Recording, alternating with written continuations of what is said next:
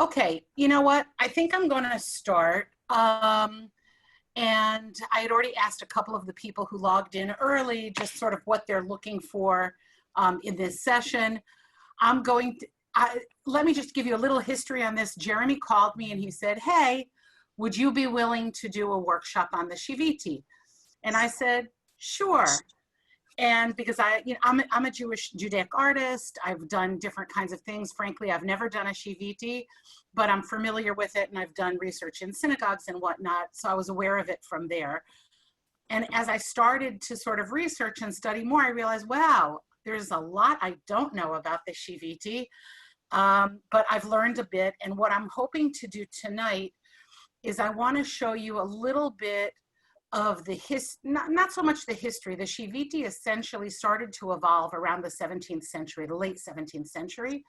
And you see it in synagogues in Middle and Eastern Europe starting with, but then you also will start seeing it in a lot of the Sephardic areas. And some of the examples I'm going to show you will also reflect the different cultures that the Jewish people lived in. And obviously, we don't live in a vacuum and we are influenced by those things that are around us.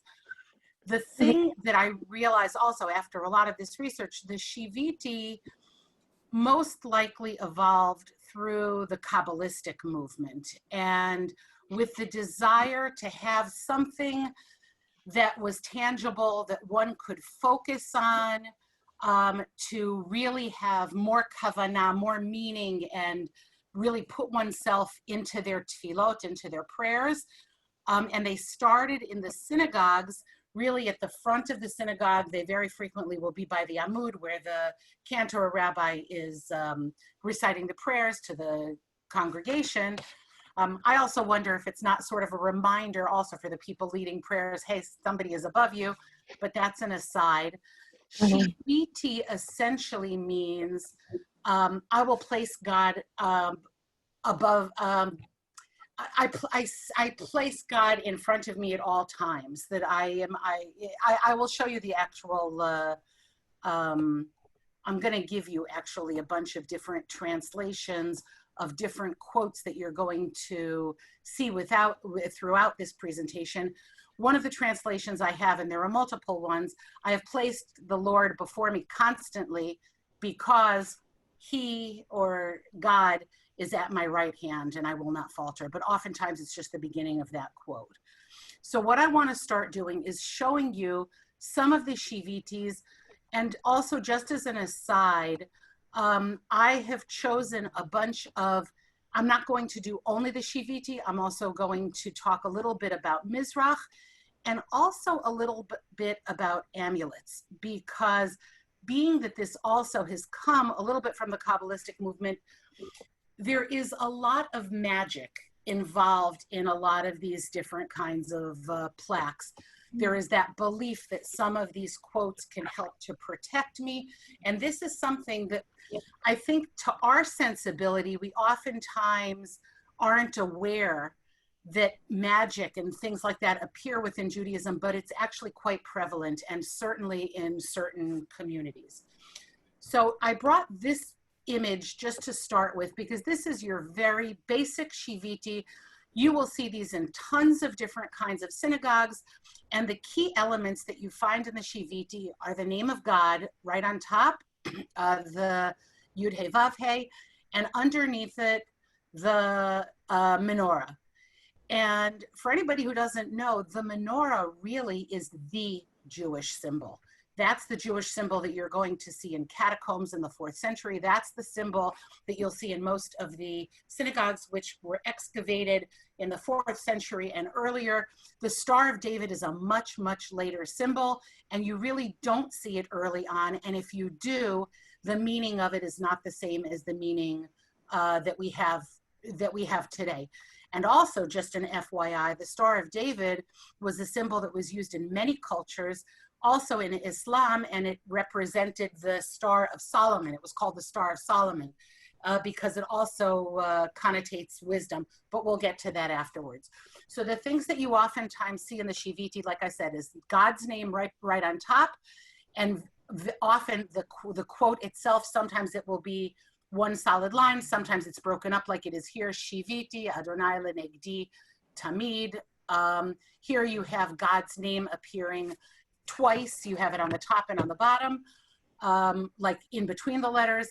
And these letters, which are going around, are supposedly the 42-letter name of God, which we no longer know how to pronounce. But that is something that you see on a lot of these documents. And I'm not going to go into every single thing. For one reason, I don't know absolutely everything that's on every one of these images, but I just sort of want to give you an overview. Also, the most common Shiviti that you see is actually really black and white. And sometimes you'll see them with a little bit of red as well. Part of the reason for that is because the main Shivitis that you saw were, like I said, at the beginning, in the front of the synagogue, and then they started to put them also into prayer books. And just for printing reasons, black and white was the most common printing, and if they were to add a color, it would be red as well. It also can have the aspect of warding off evil. And you notice, like everybody with the red bands that they wear, that they sell the little red strings by the kotel, the red sort of wards off evil as well. So there's also that additional thing. I don't know about you, but like my grandmothers were very superstitious, and a lot of this, you know, mystical belief and stuff was something that was prevalent even for people like my grandmothers who didn't know what the Shiviti was. Okay, so this is another example, and the other very common kind of Shiviti that you see, this is similar to the one that you saw before, but it has 3 menorahs. I want to share with you, I'm actually going to send you in the chat, if I can figure out how to do that with my screen. I'm going to stop the screen share for a second. I'm going to send you, oh no. Okay, I see that I'm in my Zoom meeting. I can send a file, and here I can't. So maybe just put it in the chat. You know what? I'll cut and paste the document in the chat. I hope you'll be able to read it that way.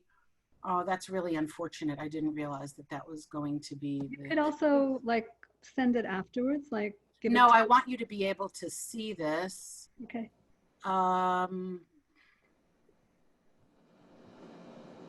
I'm sorry. Okay, so I want you to know the quote for Shiviti. It is Psalm, hold on, I think it's Psalm 67, if I'm not mistaken. Oh no, I'm really sorry. Ugh, I was hoping to have everything all organized and ready so that this wouldn't happen. Give me 1 second, I'm sorry. No worries. Okay, I'm putting all of these quotes in the chat and hopefully they'll be able to go through. I hope you're able to see these. Yep, we can see it. So the first quote there is Shiviti Adonai lenegdi tamid. That's the quote that you're going to see on the top. And then that second quote, somebody figured out that if you take a look at it's Psalm 67, because of the configuration of the quotes, they will then go around the menorah. So you have them, it's like they're the longer ones and then they get shorter.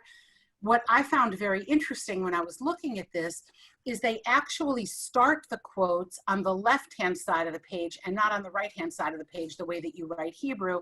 So you can actually read this quote, Elohim yichonenu. I don't know if you can read this over here, but that quote goes around, it goes down to here, and then it continues this way. So it's like the 1, 2, and then it keeps going until this one, which is the last one.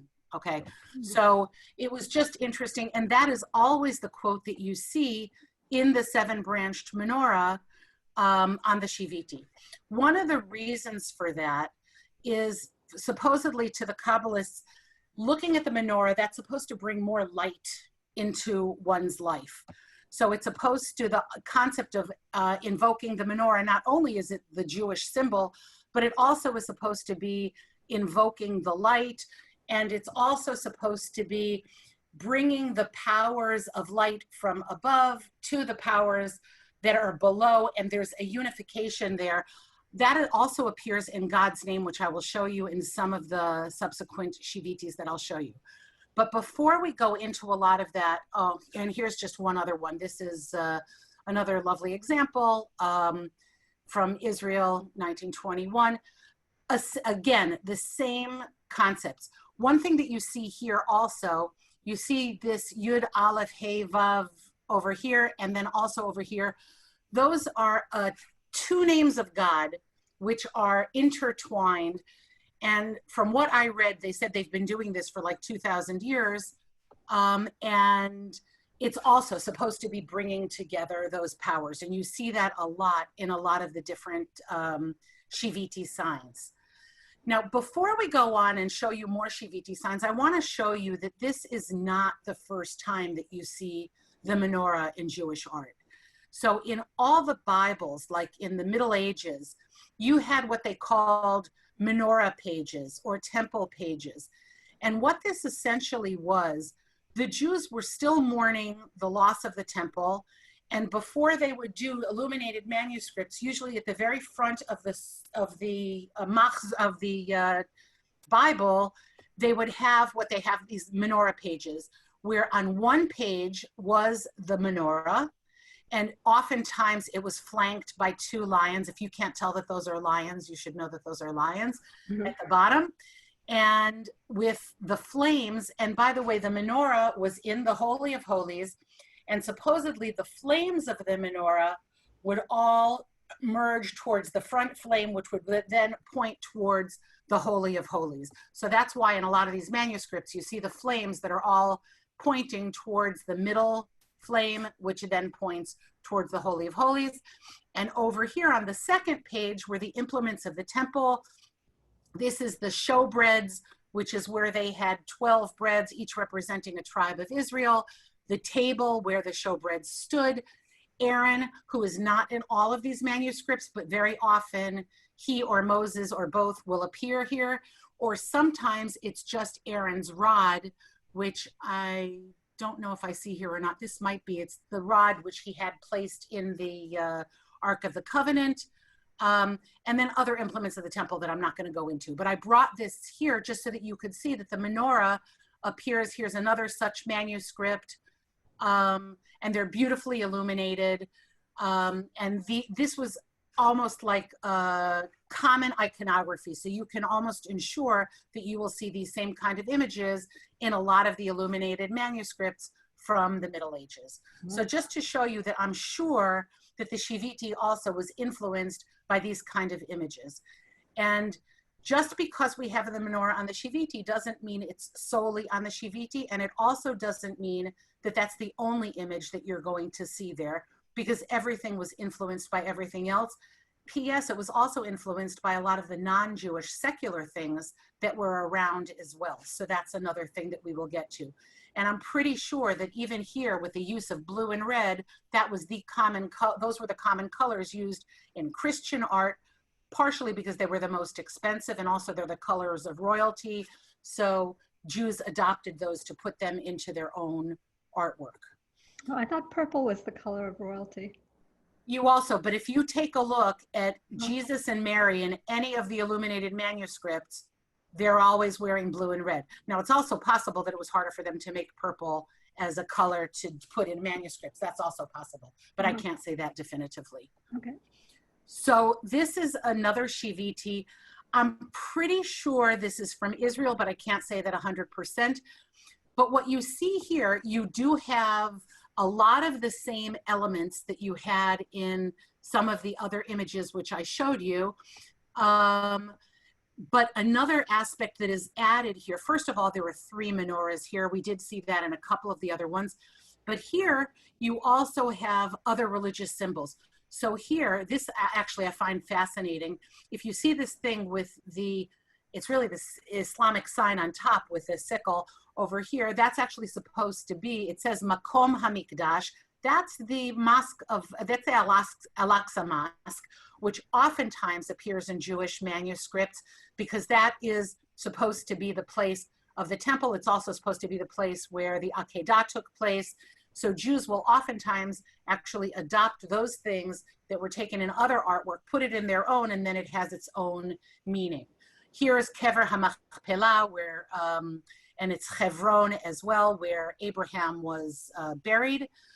And I don't remember. It's possible that the other two things are Tzfat or Tiberia, which are the other holy cities. I don't know 100%. But I just sort of brought that also to show how other symbols can then work their way into something, and then it sort of changes its form slightly, even though it still has a lot of that same form that you had before, and you know sort of where you're coming from with that. This was actually done in the United States, and this is all paper cut, and it's actually beautifully done. Again, here the Shiviti is a little bit smaller, so the Shiviti now is not the main focus, even though you can see that it has a central place for it. And instead, you also have Zeh Hashar Ladonai, this is the gate for God. When you see two columns in Jewish art, generally speaking, it represents the columns Yachin v'Boaz, which were the two columns that were at the entrance of the temple. Very often, they will be flanked with vines, because that's the way that they were described. And in fact, if you go to St. Peter's, the columns there at St. Peter's were influenced by the description of the columns of the temple. So that's what you have here. And very possibly the floral vine and stuff references that, but oftentimes art historians also put all sorts of imagery where it isn't necessarily meant to be, but it is very possible that you have that there. Again, you have the 7-branched menorah, and what you'll see in a lot of these are dedications, the same way that we have windows that are dedicated to loved ones, or sidurim that are dedicated to loved ones, or plaques. In fact, I remember there was a poster in Israel that said, "The Dead Sea in loving memory of Gertrude Schwartz," or whatever it was. But that's something that's very common for us in our society. So you have that here on the bottom as well. I'm just going to try to rush through here. So here, I wanted to show you the Shiviti, which also appears as the Magen David, which in our century, now we're more used to that. The Magen David is the ultimate Jewish symbol. But as I was saying before, it really only became such from the time of Kabbalistic, it really came from the Kabbalists to us. And it's supposed to reference one who has their base on earth and is looking up towards the heaven, and then the heaven as it comes down to us. So those two triangles with the energy from the earth upwards and from the heavens downward also creates that, what we now call the Jewish star, or the Magen David. And here too, you have those same, some of the same quotes. And if you look over here, these are the same letters that I told you before that reference the names of God, the long name of God, which we no longer can say. Okay, and here again is a Shiviti. Here it looks almost like it could have been something that is referencing what synagogues look like, you know, where you have the synagogue where the amud is flanked by two menorahs, and then you have the ark, oftentimes with the luchot on top of it. Just an FYI, the rounded luchot, the tablets of the law that you can see on the top, it's actually, the rounded form is something that comes straight from Christian art. That was not Jewish in its inception. When Jews would show the luchot, they would always be rectangular. But as time went on and people would see these images on churches or whatever, it's supposed to represent the arch of the heavens. We adopted that straight from Christianity, because in Jewish iconography, they are rectangular tablets. And here, of course, the tablets as we know them, the Luchot Habrit, and I'm not going to go into more detail there. And by the way, if you have any questions, feel free to unmute yourself and just ask. I don't promise to have the answers, but I'm happy to try. And we're a small group, so it's easy to just do that. What I wanted to show you, this is a Shiviti. It's not particularly beautiful, but what you can see on the very top of it, I don't know if you can actually see that on my screen. It says Lishmira. Lishmira is for protection. And I don't want to gloss over that because so many of these Shivitis have, as I referenced before, mythological kind of, they're almost imbued with this mythological, magical way of protecting the person who uses it. Now, I don't want to say that that's across the board, but it's very, very common in most of these to see that protection element. And over here, there's, it says, this is a piece of the parochet from the tomb of David. So this particular piece is taking as much magical, mystical power as it possibly can place in something. And I'm sure that then they sold this for a lot of money or whatever to the pilgrims or people who were coming up to David's tomb or whatever. But it's supposed to give you that. And over here it says segula, and segula is also like added power. It's I looked it up. It's hard to translate that word, but it does have sort of that additional sort of power and emphasis to it. I associated with like at a wedding, if you have the challah from the bride. That's right. Yeah. That's right. It's not just about gaining weight eating the challah. It's supposed to give you the power to be able to find the person you want to marry. Mm-hmm. It didn't work for me, I can tell you that. Okay. So now we're going to go on to so I wanted to show you, because I mentioned all of these magical powers, there are lots and lots of amulets in the Jewish tradition. And these are just some of them. One of the most prevalent kind of amulets that you find are for the birthing mother, because it makes a lot of sense. There was a lot of death within childbirth. There were, there was reason to have that. And you have figures on here. Now in Jewish art in general, it depends what period you're talking about as to whether or not they will actually have images like human images or any other kind of images in the art. Oftentimes it was directly linked to how much imagery you would find within the non-Jewish world in that same locale. So in places where Islam, particularly in the Islamic countries where they did not allow any kind of imagery, the Jews then became much more stringent and did not use a lot of imagery because they couldn't be any less religious. Also, there were different rules on them, whatever. But as time went on, it depended, periods that were more lax, you would see more imagery and vice versa.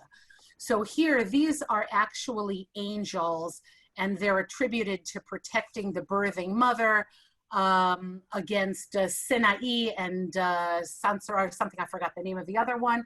And they are supposed to protect the birthing mother. Here you'll also see the names of the imahot and the avot on either side.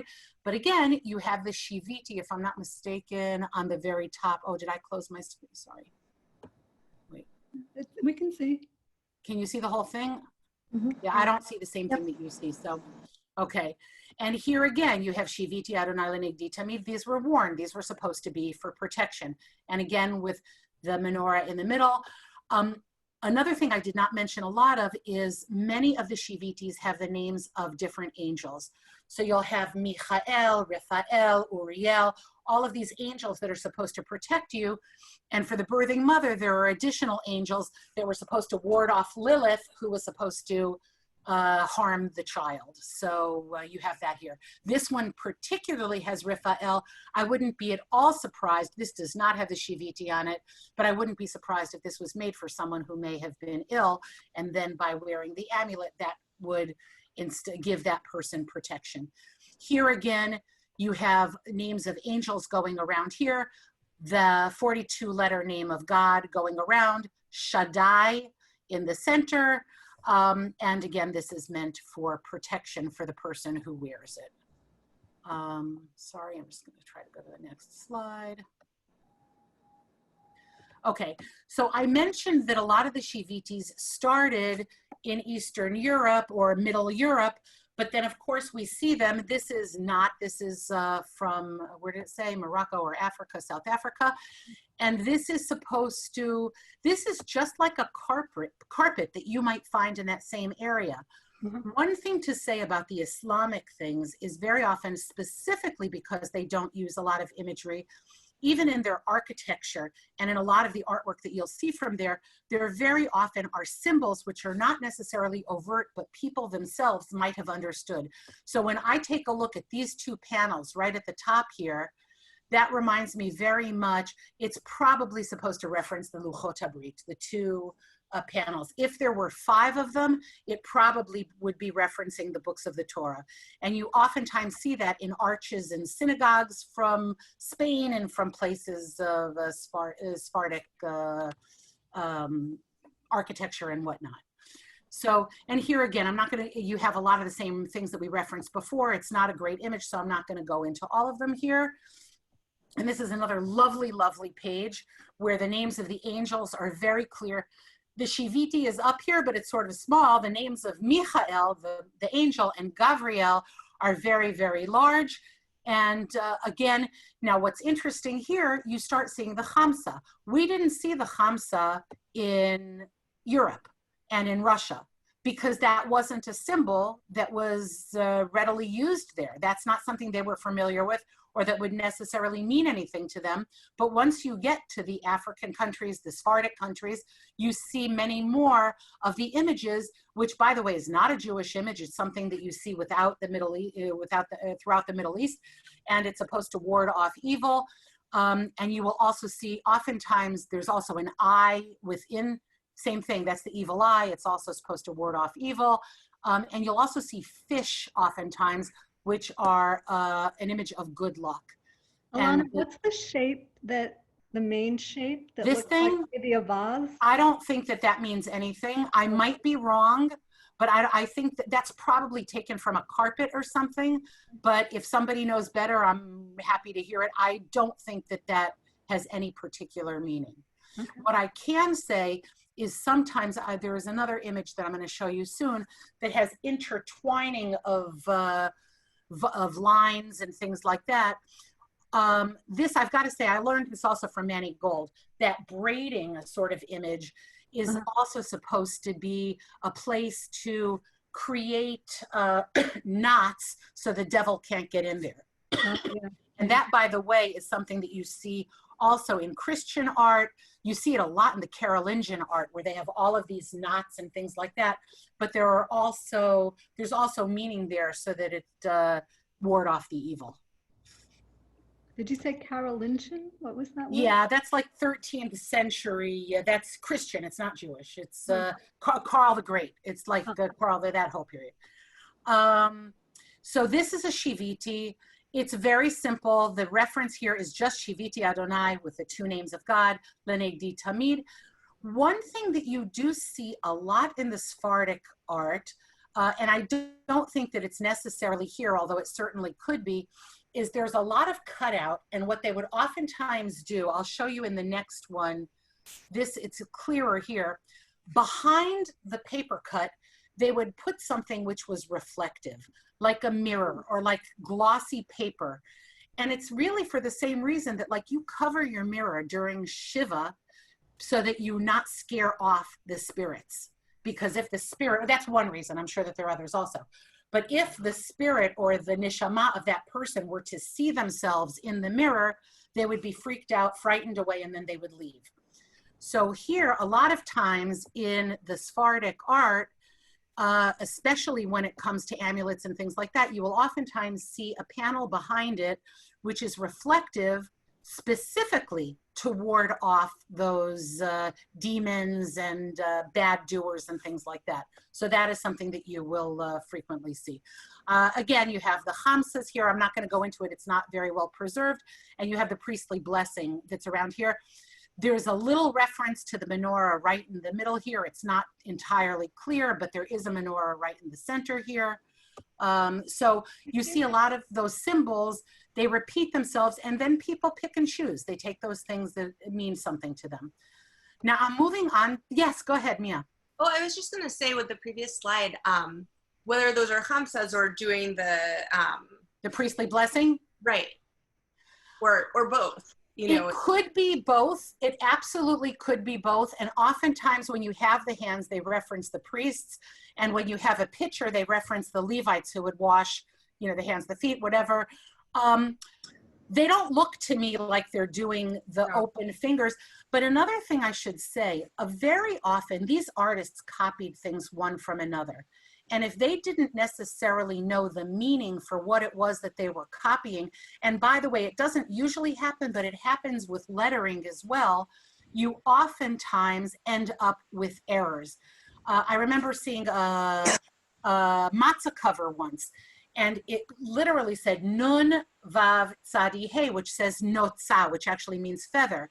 But what really had happened there is the artist, here I'll show you, the artist who did it saw the word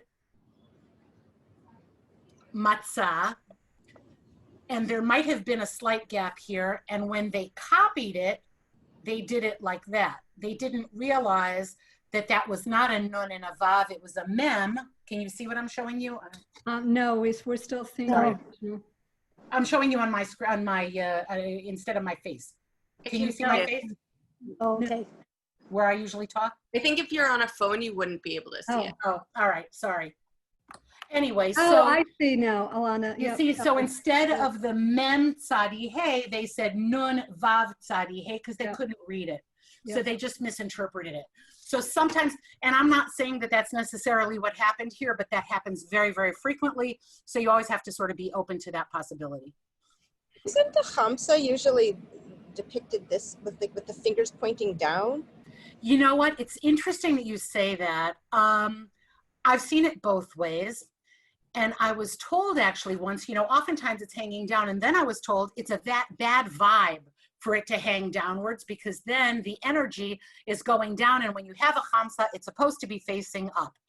Like I said, I'm not a mumche or a maven on, you know, all of these things, but I specifically had that experience once when I was in a shop in Jerusalem and said, you've got to face it upwards because the energy, you want it to go upwards. So the answer is you have it always, but that was just sort of an aside.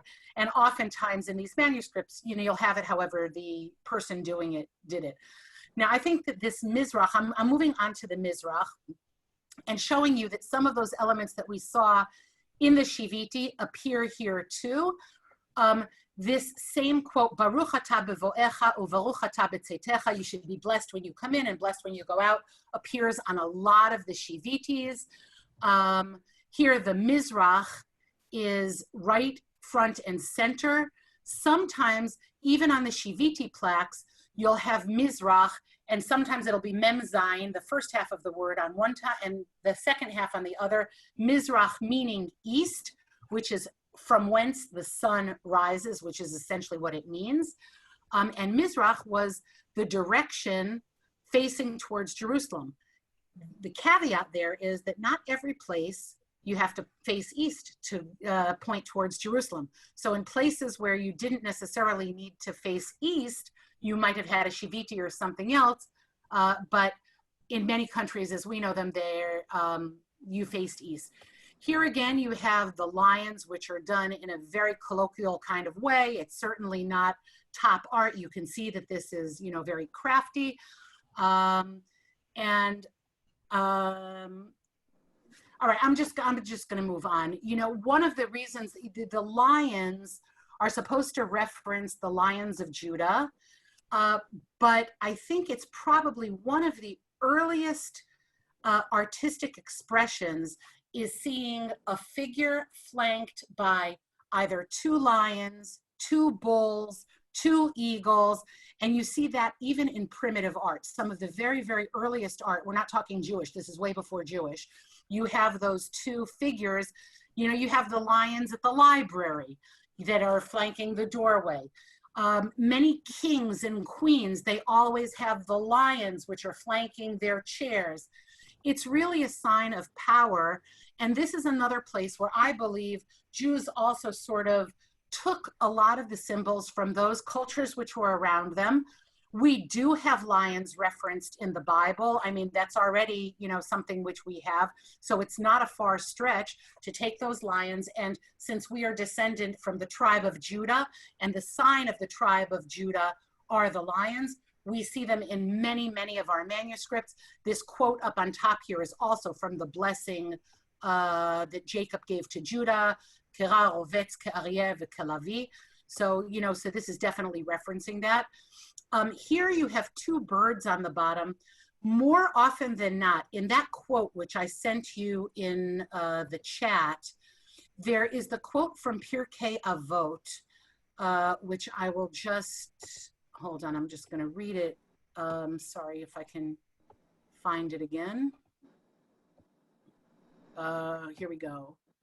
The quote from Pirkei Avot, to be as light as a leopard. I'm trying to find it. Let me just see. Yeah, be strong as the leopard, swift as an eagle, fleet as the gazelle, and brave as the lion, to do the will of your Father in heaven. So in a lot of the Shivitis, you have that quote because that's really the essence of what that Shiviti was supposed to be. This is supposed to get you to focus and to do that work the way that you're supposed to do it. Now here, you just have two birds. So it's possible that the artist misinterpreted the eagle from another manuscript. It's also possible that it just looked pretty and that's something that they wanted to do, because as we're going to see in some of these other documents, you're going to see animals that are totally not referenced at all. Mm-hmm. This is what I was talking about before with the intertwining. This is a beautifully done mizrach with lots and lots of quotes. And you're not intended to read the quotes. The fact that the quotes are there are what give you that protection. You're not expecting somebody to take that page and turn it around and try to read it, and the quotes are all broken up from where they meet and everything else, but they're there.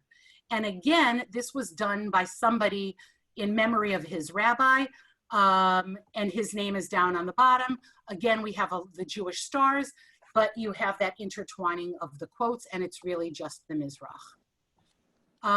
This is not the best image, but this is a very, very typical kind of either Shiviti or mizrach, and it very much looks like a lot of the, I don't know if you're familiar with the painted synagogues in Poland, but these are the colors that the synagogues were painted. Though they weren't done in paper cut, they had all of these animals and all of these references. And this does have, if you can't see it, it's Shiviti Adonai Lenegdi Tamid. You have the two gazelles that are over here. Those might be the lions, and different kinds of animals. It's not on this one. There's another. Oh, it has peacocks. The peacocks are references to the Garden of Eden. And on a lot of the Shivitis, you have the names of the 4 rivers from the Garden of Eden. So it's possible that that's what the reference is over here as well. But again, I can't be 100% sure. You also have here, you can actually see on the columns, there are vines which are surrounding the columns, a clear reference to the temple. And this is a very similar one. And you have the 2-headed eagle, which, by the way, you had that in a lot of empires. You have the 2-headed eagle, which is supposed to be like those who rule the East and the West are 2 different worlds. It makes perfect sense why you would have it on Jewish manuscripts, because God is the ultimate ruler, and therefore it would represent that ultimate power. And you have this way back from the Romans, and from even the Hittites, from what I understand, had the double-headed eagle, again with the lions and the gazelles. You have double columns here. That might be reference to the Mishkan. When you have 4 columns, that's oftentimes a reference to the Mishkan. And again, it's very possible the artist didn't know what they were doing. You have rabbits here as well. Rabbits are not a kosher animal. It's strange that they would have rabbits there. You have rabbits that reference in the Haggadah, the Yaknehas, which tells you the order of prayer for saying the Havdalah when the Seder falls Motzei Shabbat, but that's likely not the reason here, and it's just something which is pretty. And the inscription on the bottom is actually done in the language of the land. It's not in Hebrew. Okay, I'm almost at the end of my slide, so then I'm going to show you sort of what you can do if you wanted to make your own. This is a mizrach from the United States. Very, very simple. It almost looks, it's from Pennsylvania. It almost looks like something you might have found in Pennsylvania Dutch kind of country. And really the most important thing here is to say the direction of the prayer. There is the reference to the menorah, and that's it. You have some of the flowers here. My guess is that they're not connected to the columns of the temple or anything. They're just decorative. That's my feeling, but like I said, you never know. And here again is something which is just floral. It says mizrach. For all you know, they could have taken a picture of flowers and said, hey, that'd make a good mizrach, and somebody added the word mizrach on it. That's also very possible. I don't know. And I'm pretty sure, I think that's, yeah, this is my last slide. And this is a mizrach, again, paper cut, very illuminated, and it's painted as well. So it's cut out and painted. And once again, you have animals which have absolutely no reference within Jewish texts, or very few, I should say. You have the elephants here. I don't think that they were from Antiochus's army or anything. I don't think that that was the purpose of them. But you have elephants, you have lions, which, yes, you do have different kinds of animals. Sometimes you have griffins also, who are supposed to be sort of mythological kind of creatures. And it's really just meant to be decorative.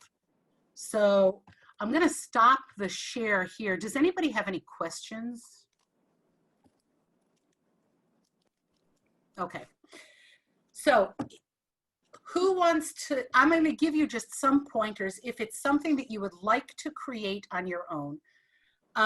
One of the things that I would say also, in addition to just whether it's Shiviti or whether it is mizrach, or whether it is just some sort of a dedication or something like that, I think especially now in the time of COVID is a time when, at least I can speak for myself, where you can reflect and just be grateful for all of the blessings that you have, because there's certainly enough crap going on that, you know, makes you take pause. But to really sort of step aside and say, wow, I have a lot of blessings in my life. And I oftentimes talk to people and they have no artistic ability, or they think they have none. And you don't really need that much, you know, ability to be able to create something which is of meaning. And one of the things I wanted to suggest, especially if you go to micrography. Now, micrography is what I showed you before, where you have tiny little letters that write the words and they go around. So for instance, if I had a, can you see my board? I want to make sure that it's that you can actually see what I'm doing. So I could actually make, say, if I wanted to make a circle, can you see that, or is the light blinding me? Yeah. So in order to make that circle, say without just drawing a circle, I could do it lightly in pencil. And then I could say, all right, let me think, what are those things that I am most blessed with? You could do it in Hebrew, you could do it in English, you know, you could do it in anything. And if you were to say, all right, I'm going to write in that circle all those things that I am grateful for, I could start to create my my piece. So I wrote family, friends, health, you know, and just go around that circle. I'm not going to do everything now, with all of those words that are of importance to me. And I could do the same thing. That's essentially how they made a lot of these pieces. They knew which quotes they were using, and I sent you some of those quotes. Say you wanted to take the priestly blessing and say, I want a Jewish star, so that I could make my Jewish star in the middle, you know, and then start writing all of the words here to fill in those spaces. This is a whiteboard, so I'm just gonna. Another thing which you could do is really start from the middle and start doing like a spiral to work your way out. And write all of those things on the line. Now, I just wanted to show you, if you were to do an actual piece, I wrote some of the materials that I suggested that you bring if you were interested in doing this. I use a lot of tracing paper. So, and I'm not going to do it the way that I would actually do it here, but I want to show you how you could do it. So say, for instance, I wanted to do one of those Menorah pages. Sorry, I'm going to make my paper smaller so that it's, say I wanted to make one of those Menorah pages. So what I could do is I could start I folded my paper in half with a fold in the middle. The fold is right over here, okay? You probably can't see it because it's a clear paper. And what I'm going to do is, this is my fold, so I'm just drawing that there. I'm going to draw the first branch, the second branch, the third branch, and maybe the base that it's standing on. And I'm going to open up, if you open up my paper, you'll see that I have just half a menorah. But because it's tracing paper, I can then turn it over and trace the first lines that I did. So I'm just tracing those first lines that I did. Sorry. And then when I open up my paper, I will have a perfectly symmetrical menorah. So all of these designs were, almost all of those mizrachs and shivitis and everything you saw were symmetrical. So if you were to design something like that, same thing, if you wanted to do a lion, I would draw one lion here, I could trace it on the other side and then have another lion there. In order to transfer it, now right now I did this in marker, I suggest that you do it in pencil because that will give you the opportunity to erase whatever you want. Once you are happy with what you have on the tracing paper, then I would suggest either you can have carbon paper, which they use very rarely now, or if you take a pencil, you flip your design over and you just get the graphite from your pencil. I'm not going to do the whole thing now, but if you scribble, like I put the graphite on the back of my design, and then you take your final paper, which I have over here, I put my design down, and then I trace over it. You will then, I'm not going to do all of this now because it doesn't, it's sort of meaningless, but with that paper, it will then transfer that, you can't really see it, it will transfer that design onto the paper. And what's good about that is it's all erasable. So then if you choose to say use a colored pen or something like that, then you'll lightly erase afterwards and you'll be left with your clean design. And that's sort of how you can go about creating your own sort of design. But in order to do that, my suggestion would be, and I think it's a good exercise in any event, just take a piece of paper and write all of your blessings. Write what you're grateful for. Write, all of those words of things that mean something to you. This is for you. It's not for anybody else. And then you can take those words and, like I said, work them into a design. I had a template that I wanted to send you. If you'd like me to send it to you in an email, I can. I thought I was going to be able to share it on the chat, but it doesn't allow me to send files. But I had, like, you know what, I'll show you the image, and if it's something that you feel would make your work easier, this is just something that I found. Hold on, I'll share my screen so that you can see it. But it's a nice design template. If people are afraid of making their own. Hold on, let me just share this with you. So this has like the star in the middle that you could, use that. And then it has, this is a very oriental kind of design, and it's got the different circles here. You could do it with them, without them. You could take a piece of it or not. So if that's something that you think would help you to make some sort of a design, I'd be happy to share that with you or to send that to you. You can find all sorts of different kinds of designs like this online too. And then you could use that as the template to write your words around. You could then put in, whether it's the Menorah or whether it's the Shiviti or the Psalms. The other thing I would suggest, if you're looking for a specific kind of blessing, you can Google it. You can Google everything now. So you could write, I want a blessing for protection. I want a blessing for healing. I want, a Hebrew blessing for, so you can Google all of those things so that if you want any kind of words or things like that to incorporate into your design, that's something that you could do too. I mean, I hope this is, I wish I were with you because then I would watch and see what you're designing and help you move forward. And if you'd like, I'm happy to stay on for a bit to do that if you want to start designing out something and I could help, guide you if that would be helpful. But you know, I'm all ears. You can tell me what it is that you're looking for. Well, thank you. This was really interesting, Elana. I learned a lot. You're welcome. That was great.